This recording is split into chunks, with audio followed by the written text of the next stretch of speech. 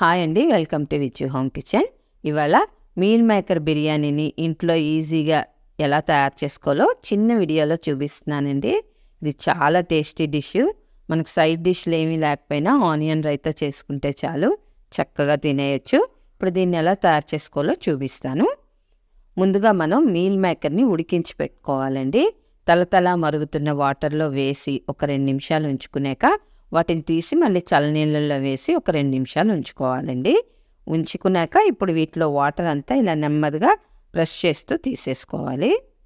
First video clip miss అయిందండి, అందుకే నేను ఎక్స్ప్లెయిన్ చేశాను. ఇప్పుడు ఇవి ఇలా నెమ్మదిగా ప్రెస్ చేసుకోండి, లేదంటే షేప్స్ మనకి చేంజ్ అయిపోతాయి. మీల్ మేకర్ బిర్యానీ చేసే ముందు మనం మీల్ మేకర్ని ఈ విధంగా రెడీ చేసి పెట్టుకోవాలండి.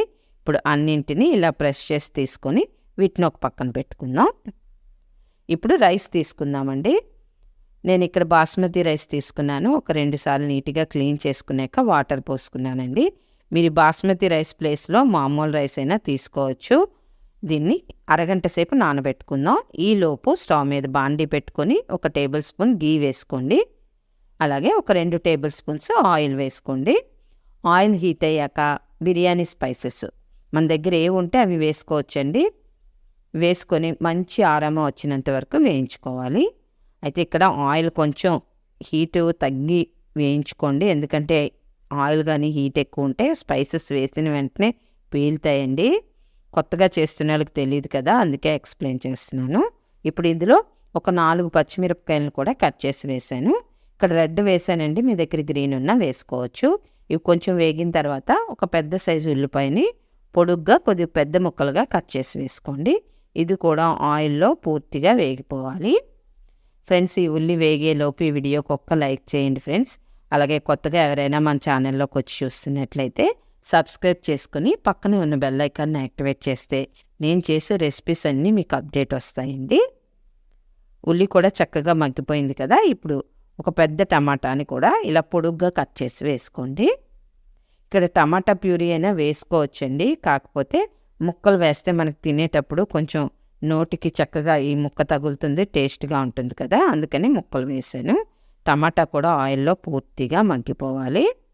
పచ్చివాసన అస్సలు ఉండకూడదండి. చక్కగా మగ్గిన తర్వాత ఫ్రెష్గా దంచుకున్న అల్లం వెల్లుల్లి పేస్ట్ 1 టేబుల్ స్పూన్ వేసుకోండి. ఇది కూడా ఆయిల్లో పచ్చివాసన లేకుండా వేయించుకోవాలి. ఇలా వేగిన తర్వాత మనం ప్రిపేర్ చేసి పెట్టుకున్నాం కదా మీల్ మేకర్ని ఇందులో వేసేసుకొని బాగా మిక్స్ చేసుకోండి. కొంచెం నెమ్మదిగా కలపండి, ఎందుకంటే ఇవి కొంచెం వాటర్లో నాని ఉన్నాయి కదా, కానీ కొంచెం నెమ్మదిగా మిక్స్ చేసుకోవాలి. ఇప్పుడు ఇందులో రుచికి సరిపడా సాల్టు, అలాగే కారం ఒక 1/2 టీ స్పూన్ వేసాను. మీకు కారం ఇష్టం లేకపోతే స్కిప్ చేసేయండి. అలాగే ఒక 1/2 table spoon garam masala powder వేసుకొని మళ్ళీ ఒకసారి మొత్తం మిక్స్ చేసుకోండి.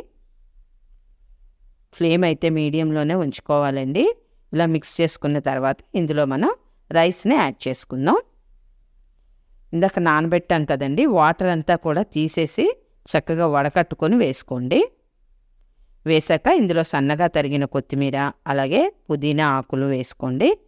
వేసుకొని మీడియం ఫ్లేమ్లో రైస్ని ఒక 5 నిమిషాల పాటు వేయించుకోవాలి. కొంచెం నెమ్మదిగా కలపండి, ఎందుకంటే రైస్ నాని ఉన్నాయి కదా, విరిగిపోతాయి. అందుకని కొంచెం నెమ్మదిగా కలుపుతూ ఒక 5 నిమిషాలు వేయించుకోవాలండి.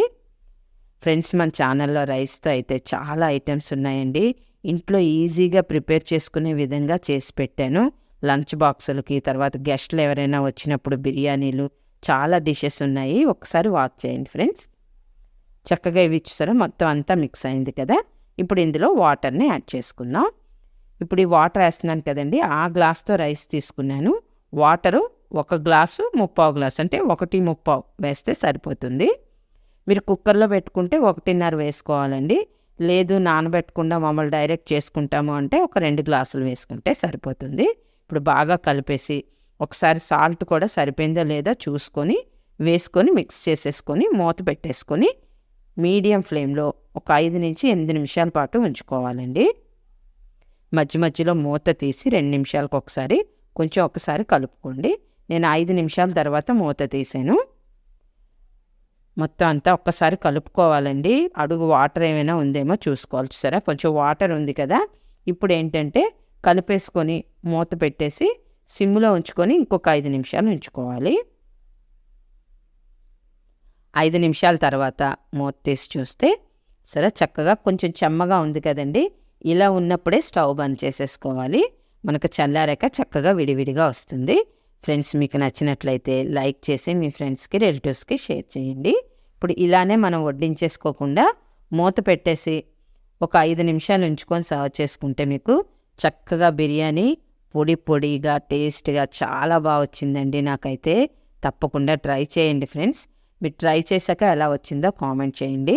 మీకు నచ్చినా నచ్చకపోయినా కామెంట్ చేయడం మర్చిపోకండి ఫ్రెండ్స్. అలాగే కొత్తగా చూస్తున్న వాళ్ళు సబ్స్క్రైబ్ చేసుకొని చూడండి. Thank you for watching.